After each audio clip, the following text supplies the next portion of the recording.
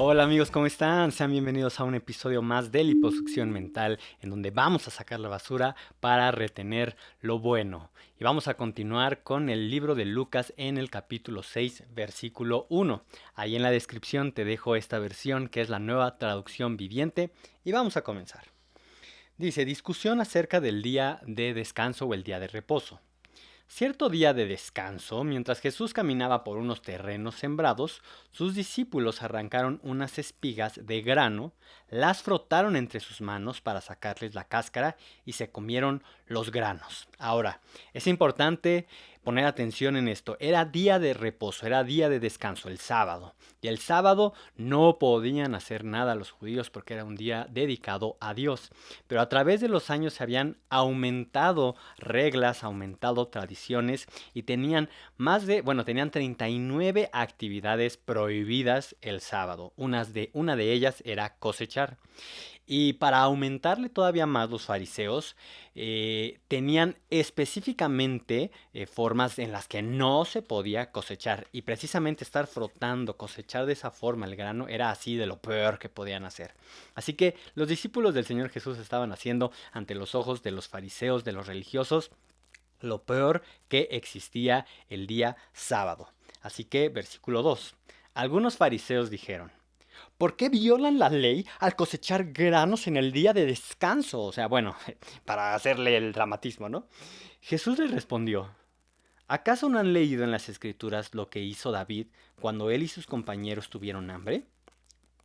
Entró en la casa de Dios y violó la ley al comer los panes sagrados que solo los sacerdotes pueden comer y también les dio una porción a sus compañeros. Cada semana en el templo se apartaban 12 panes que representaban las 12 tribus de Israel.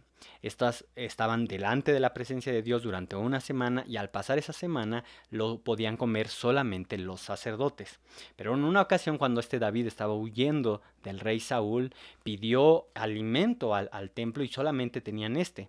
Así que bueno, este fue el alimento que él tomó para comer y todos los que venían con él. Y esto era una historia muy conocida dentro de los judíos, dentro de la tradición judía, y no era una actividad que ellos recordaran como, ay, hizo lo prohibido David. Ahora, aquí Jesús les estaba recordando esta historia. ¿Por qué? Porque Jesús sabía que si lo estaban tratando de condenar al poner primero las normas, las leyes, las tradiciones que ellos habían aumentado, porque le habían aumentado a la ley de Dios, antes de la necesidad, antes de las personas. Y vamos a ver mucho en este día sobre este tema. Y vamos a ver, dice, entonces Jesús agregó, el Hijo del Hombre es Señor incluso del día de descanso. O sea, aquí lo que les quería decir es, yo siendo hijo de Dios, tengo autoridad sobre el día de descanso porque fue establecido por Dios y yo tengo autoridad sobre este día. O sea, el día no es el importante, el que es importante es Dios y lo que es importante es si hay alguna necesidad que Dios pueda suplir, pues suplirla. En este caso, los discípulos y Jesús no estaban robándole esta cosecha, ¿no?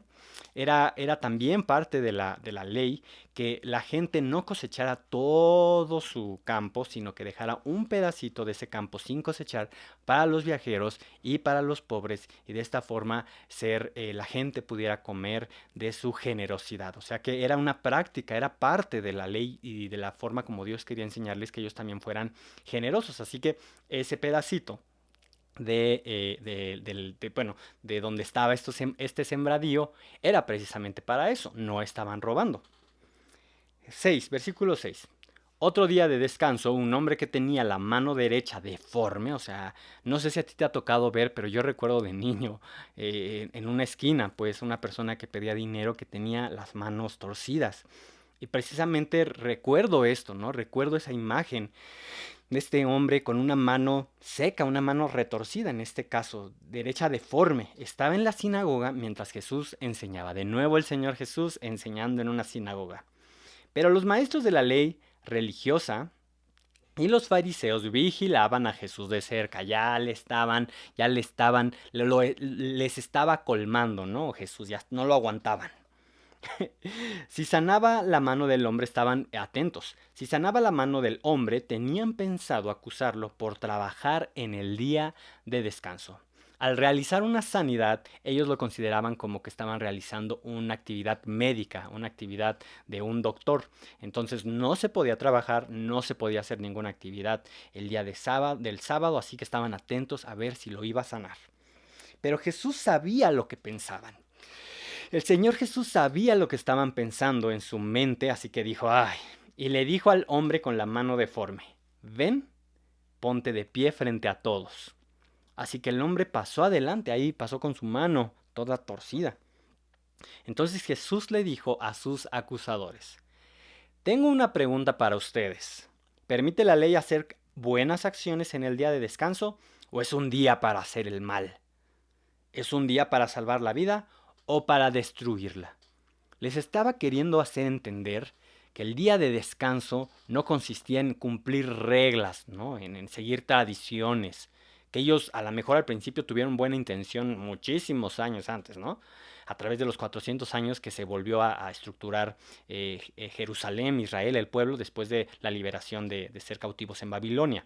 Pero quería que entendieran que lo importante eran las vidas de las personas, la necesidad de las personas y que Dios quería atender esas necesidades. Así que tú en este día cree lo que Dios está hablándonos en este día. A Dios le importan las necesidades tuyas, mías y de las personas. A Dios le importan. Por eso nos está también queriendo cambiar de mentalidad para que podamos ser como Jesús, ver la necesidad y no ser atados por normas, contextos, barreras mentales, ser transformados por la palabra de Dios y tener su corazón. Así que bueno, obvio que iba a ser lo que se podía hacer, pues lo bueno, ¿no? Salvar. 10.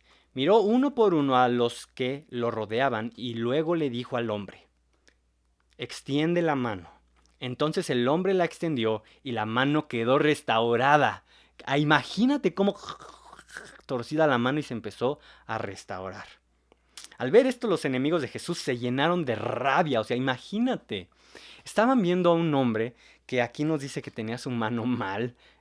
Probablemente no podía trabajar como cualquier otra persona. No sabemos qué más dificultades tenía, probablemente dificultades económicas. Pero Dios lo sanó. Dios sabía su necesidad, sabía el clamor de su corazón, lo sanó y estas personas estaban llenas de rabia y comenzaron a discutir para decidir qué harían con él. O sea, ya estaban planeando matarlo, ya estaban planeando sacarlo del camino, liberarse de Jesús, porque hacía todo lo que ellos consideraban que no iba de acuerdo a la estructura mental que ellos tenían. Y lo peor de todo es que nosotros también podemos ser así. Así que en este día, ríndete ante el Señor, ríndete ante Dios y sigue las palabras que Él te está hablando. Por eso es que estamos estudiando la Biblia. Es importante también seguir estudiando la Biblia, leerla, alimentarse de ella. Pero en este caso estamos juntos, tú y yo, estudiándola un poco más a profundidad, entender más el contexto de cómo se daban las cosas y cosas culturales que nos ayudan mucho para entender por qué la gente estaba reaccionando así. Así que comenzaron a discutir qué harían con él. Vamos a seguir estos versículos. Dice, Jesús escoge a los 12 apóstoles. Ahora, esto es importante. Un discípulo es alguien que va a aprender. Un apóstol es un mensajero. Entonces, en este caso, por eso son los 12 apóstoles, los 12 discípulos cercanos que Dios estaba entrenando en su círculo más cercano para ser los mensajeros. Cierto día, versículo 12, poco tiempo después, Jesús subió a un monte a orar. Muy importante. Subió a orar, ¿por qué? Porque cada vez, en la Biblia podemos encontrar que cada vez que Jesús tenía que atender un asunto muy importante, tomar una decisión muy importante, se ponía a orar. Y eso es importante porque ¿de quién estamos aprendiendo? De Jesús. Estamos aprendiendo de Jesús para también ser nosotros como Jesús en la tierra. Así que ¿quién es nuestro rol a seguir? ¿O quién es nuestro maestro? Pues Jesús. Así que tú en tu vida siempre practica eso, ten una vida de oración en todas las decisiones importantes que tienes que tomar. No tomarlas a la ligera, no tomar a lo que mejor te parece, poner cada una de estas necesidades delante de Dios y decisiones. Dice, y oró a Dios toda la noche. Al amanecer, llamó a todos sus discípulos y escogió a 12 de ellos para que fueran apóstoles. Sus nombres son los siguientes: Simón, a quien llamó Pedro; Andrés, hermano de Pedro; Santiago, Juan, Felipe, Bartolomé, Mateo, Tomás, Santiago, hijo de Alfeo, Simón, a quien llamaban el Celote, que era un grupo.